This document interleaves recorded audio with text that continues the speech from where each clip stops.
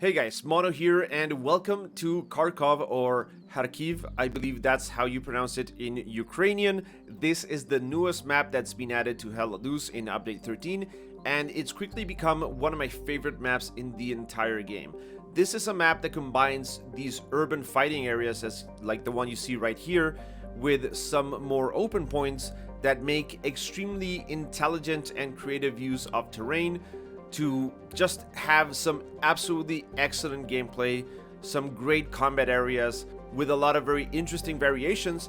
But for the most part, this is a map that uses two very specific elements. One is the concept of having two very clear flanks onto a point with these streets, and the other is the use of terrain, which has all of these depressions and these irregularities that make fighting over these open areas a lot more fun than say in maps like Foy or Purple Heart Lane, where it's a lot more flat and you don't have all of these complexities. There's an area right here, Windmills, which you might see on the map.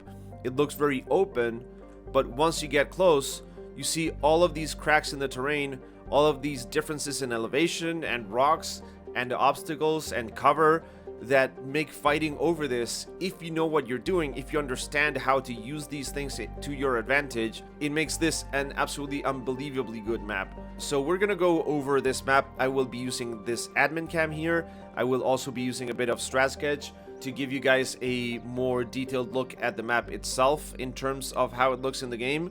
So yeah, let's start with going over to Distillery here, which I think is a perfect example of this concept of the flanks that I mentioned. So we have Distillery right here. The cap circle is right here. Remember, you can cap all of this area in warfare mode. You can cap all of the 4 squares around the point. So all of this is the area that you need to control. And you'll notice there are 2 main streets here going around the west and east side of the point. And these are streets that are lined with a whole lot of houses. So it's very easy to sneak around here. There's a bunch of different places you can build a garrison in all of these backyards. But once you start leaving these houses, you have these open areas, which make going across to the other side a bit more complicated than just pushing forward along the houses. So let's take a look here. This is the other side, the other flank, and there's buildings leading up to the other point, to Windmill here. So the attacking team here can put some garrisons around here and just use the cover from these houses and these forests to push around this point and get into Distillery this way if you need to get into the black circle to be able to cap, which is not always the case. And you do all of this while using a whole lot of cover, right? And the same goes for the other side. You can have a dominant position here along all of these houses with a bunch of windows you can shoot from, and if you need to get into the black circle, you just need to cross the street and you're inside of it. So a lot of points repeat this same concept, this same idea. If we go to the church area, you will notice the exact same thing. There's a main road going down the middle, right, which is very open. There are some pieces of cover. Also, you gotta take note of this. Those objects don't, like, their LODs are not particularly well done. I hope they fix this in the future. But if you're tanking, this can block a lot of shots that you might not understand, you know, why they're getting blocked, because you're just shooting. Let's say there's a tank there and you're shooting across here. There's that piece of cover that is blocking your shot. Hopefully they fix this in the future. You know, they are pretty good at fixing these things eventually. But right here we have the same thing, right? So we have some houses there on this side, also on this side, and again on the left side here, the western side is a bit more populated. But the idea repeats itself, right? If you want to control these areas, the important thing to note is you need to control all of this, and you need to control all of this, right? Because if the enemy team starts pushing down one of these flanks, for example this one, and gains control over this area, and they just start outspawning you because they destroyed what, hold on, yeah, okay, so if they can just control this area, get around here, destroy your garrisons, and take control of the entire point. So when you start losing a point, this happened to me in a previous match a few days ago. We had a garrison around distillery here, and we tried to get a garrison here. And one of the things that you need to notice is that since you need to have 200 meters between the garrisons, if you build them too close to these streets, right? If you say you have a garrison here, you're not going to be able to get another on this side in a good position. So sometimes you need to offset your garrisons like this, for example. Stuff like that. You really have to be aware of the issues that you're going to have when you're placing a garrison. The best way to know this or to understand this when you're playing is before you place a garrison, you put an observe marker somewhere on the map that you think another garrison might be viable, like another position for a garrison. And if that marker is within 200 meters, then you have to place that garrison further back.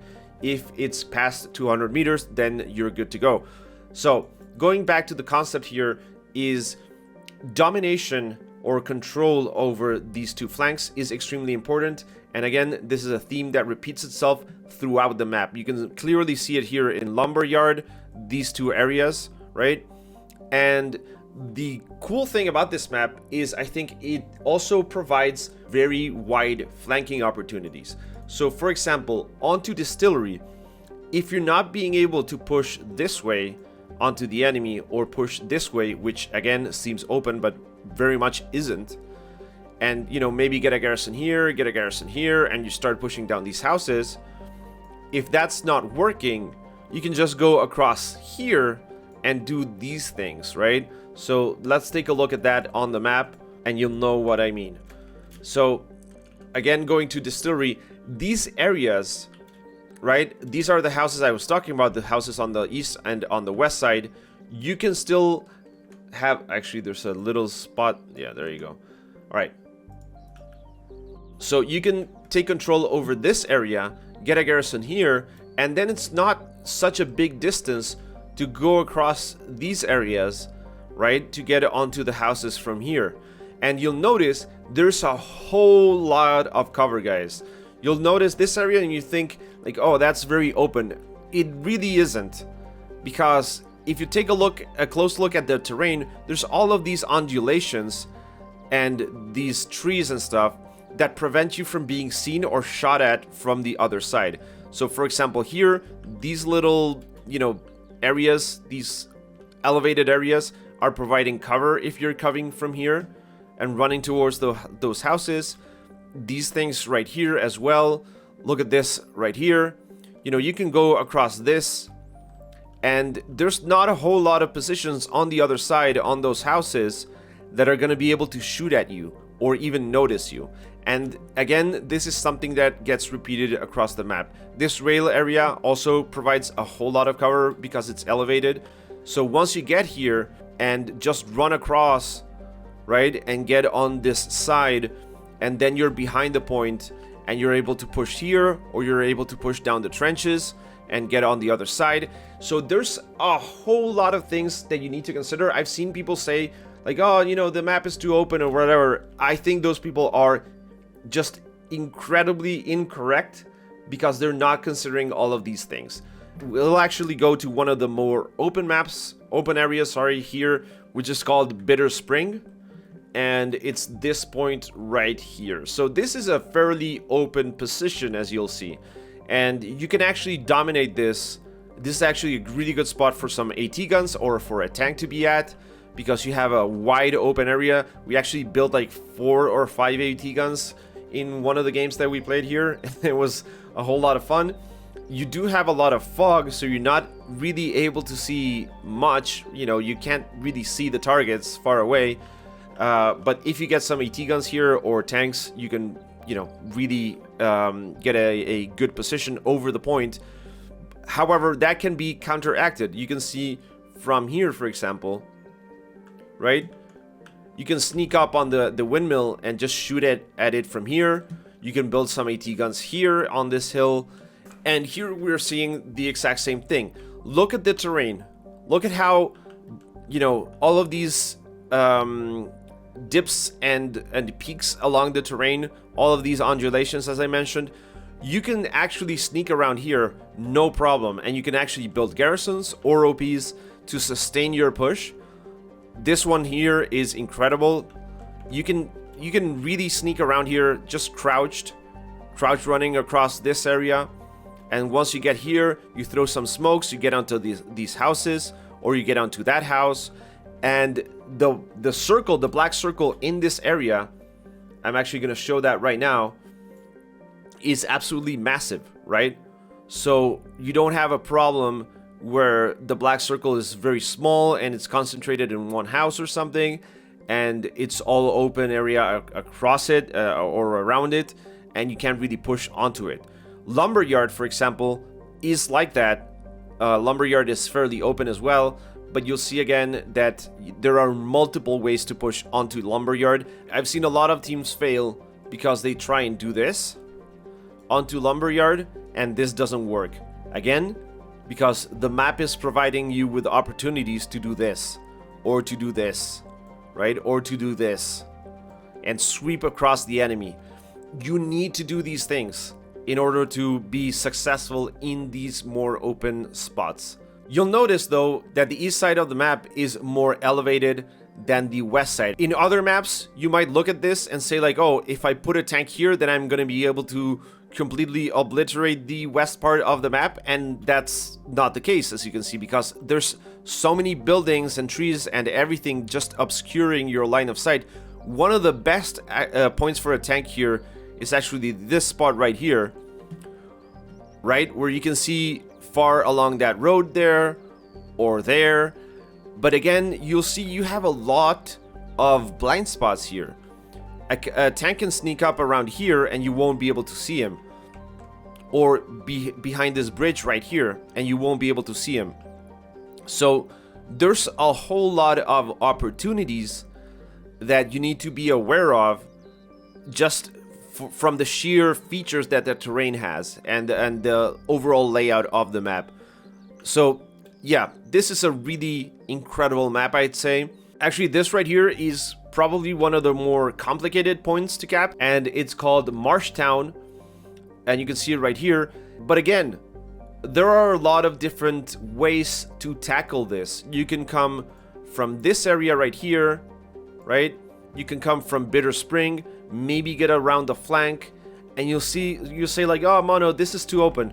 No, it really isn't, because if you take a look at this position here, right, and you come across here, yes, it is open, but the vantage points you can get shot from are also out in the open. So, you know, you can just set an OP here or a garrison or something, spawn here, and just go, you know, dart across this area. And the only place you can really get shot from is this little bridge here and this house right here, right? Which has no windows, by the way. So, you know, paying attention to the different flanks and the opportunities the terrain offers, and being able to do wide flanks onto the points is kind of the theme of this map, or at least of these more open areas of the map. This area right here, for example, let's take a look at this. You'll see it's not actually open, right? You can just run across here and use all of this to cover your approach onto the point, you know, and then yes, you'll need to run across a certain section, right? But then you can use artillery smoke or just your regular smoke grenades, or maybe get around here, right? And if you're pushing this side and the rest of the team is pushing this side right here, you'll have a good time. You'll have a good time. There are no points in this map, I'd say, that are, you know, really bad to push and that you're unable to push from in multiple directions. You can always push in multiple directions, which is not something that happens in other maps, like say, for example, Foy with some of its points, or PHL, Purple Heart Lane, suffers from a problem where there's only, you know, one or two flanks onto a point and that's pretty much it. This is a lot different. Alright guys, that's gonna be it. I don't want to overextend the video. Let me know your thoughts down in the comments section, and as always, thank you for watching, and I hope I will catch you in the next one.